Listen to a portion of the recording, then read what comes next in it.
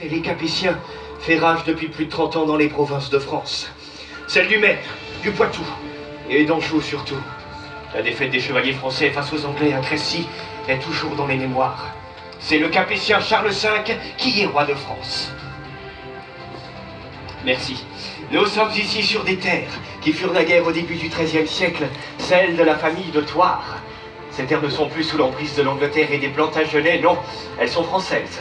Grâce à Guy de Thouars, qui fit allégeance au roi Louis le IX en 1242. Mais cette guerre pour la possession des terres n'a jamais vraiment cessé.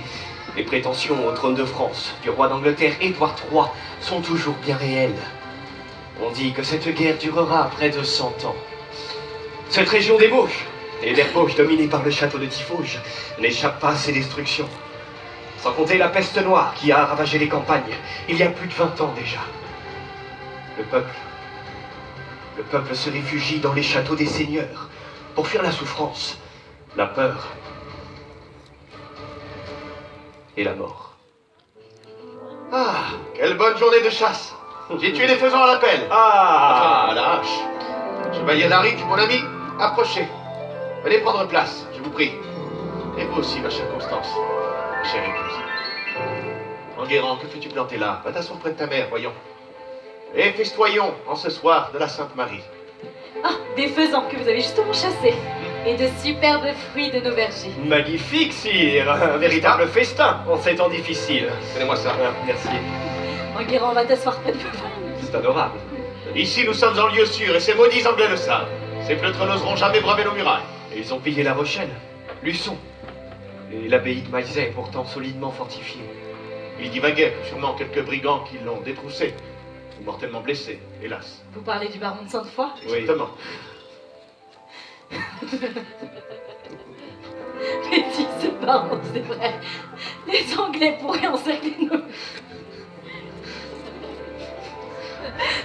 Allons, chère Constance, reprenez-vous, voyons, c'est un repas de fête. Oh oui. Goûtez-moi plutôt ce vin blanc qui nous vient de nos vignes de Savenière. Non, je vais arrêter.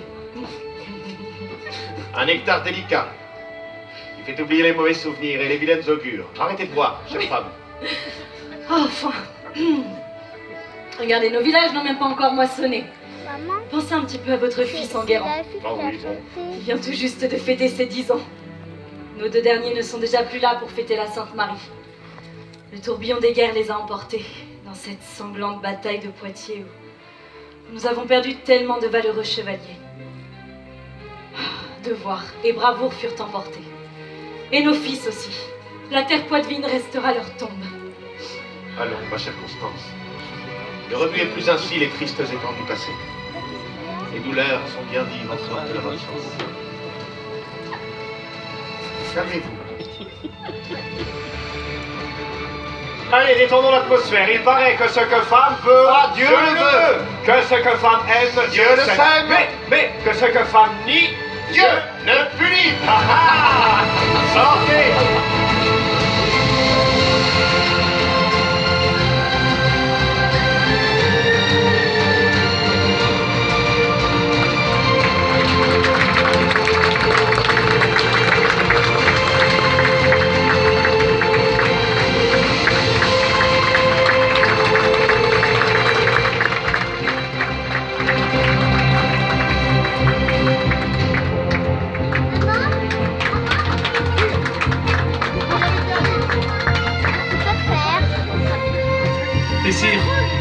Messire les Anglais, ils ont ravagé l'abbaye de la Grande-Pierre aux Herbiers. Ils avancent sur votre château ici à Tiffauges. Nous demandons asile pour nos familles. Ces maudits Anglais ravagent tout. Ils brûlent nos récoltes, nos maisons. Oh, Dieu du ciel, ayez pitié pour nos âmes et protégez nos fils.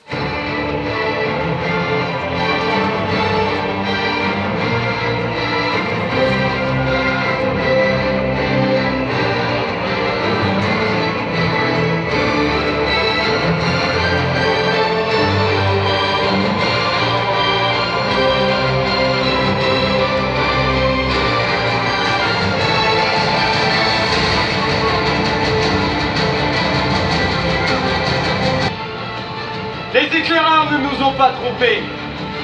Les Thouars étaient de fameux bâtisseurs. Dans quelques heures, mes amis, cette citadelle, qui veille sur l'Anjou, le Poitou et la Bretagne, sera notre. Il faut qu'elle tombe. Personne ne doit pouvoir ni entrer, ni en sortir. Les lignes de défense sont déjà en construction, monsieur le duc. Bien. Nous creusons les fossés et dressons les palissades. Ah, attendez. Vous deux, au puits. Oh. Allez donc aider à dresser Mangonos et Trébuchet, afin de préparer le blocus du château. Allons, faites. Continuez, sergent. Continuez vite. Amenons-les rapidement à la famine, afin d'obliger la garnison à se rendre.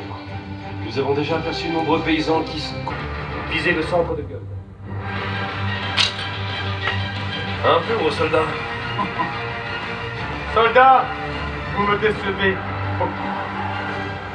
Il va faire mieux. Je l'espère pour lui. Et pour ses doigts. Allons, soldats, appliquez-vous. Décidément. Allez, imbécile. Parfait. Armée. Tirez. C'est bien. Belle longueur, pour une fois. Pour une fois, comme vous dites. Allons, marchez. Groupez un peu plus le tir, néanmoins. Ce sera mieux. Allez. Mais qu'est-ce qu'ils font? Le tir, par contre. Compte abouti. 300 d'entre eux. Armée! Tirez! Mieux! Au tir croisé. À la bataille de Crécy en 1246, nos archers anglais ont décimé la cavalerie française. Qu'ils osent s'y frotter encore! Je m'en souviens, sergent! Un tapis de cadavres gissés au sol! De toute beauté, exact. Dites-moi, sergent. Oui. La machine est-elle prête? Elle-même, monseigneur, elle-même. Alors? Bien. Dis donc, qu'est-ce que vous faites encore ici, vous, là? Allez, courez après!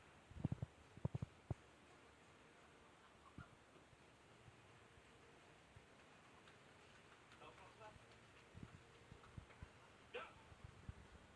Soldats, prêts pour le tir? Tirez!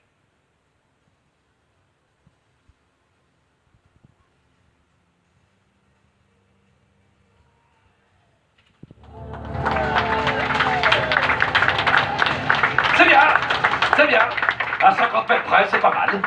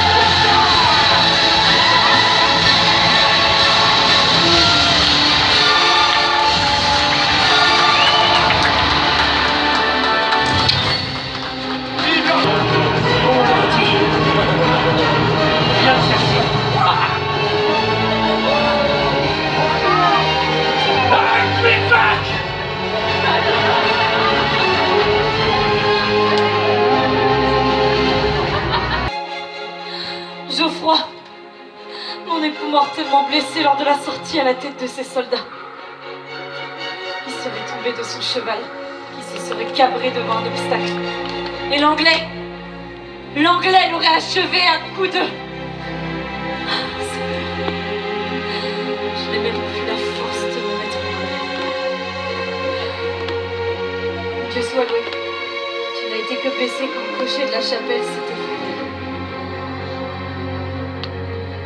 À genoux, tous, devant la dépouille de Geoffroy de Thouars, votre maître et seigneur. Et maintenant, à genoux encore, devant votre nouveau maître et seigneur, Enguerrand de Thouars.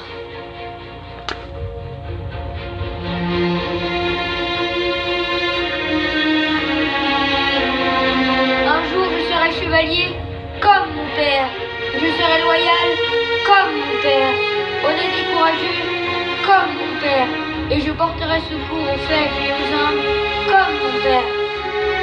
Et je vous aimerai toujours, vous, ma mère qui m'avait toujours tant aimé.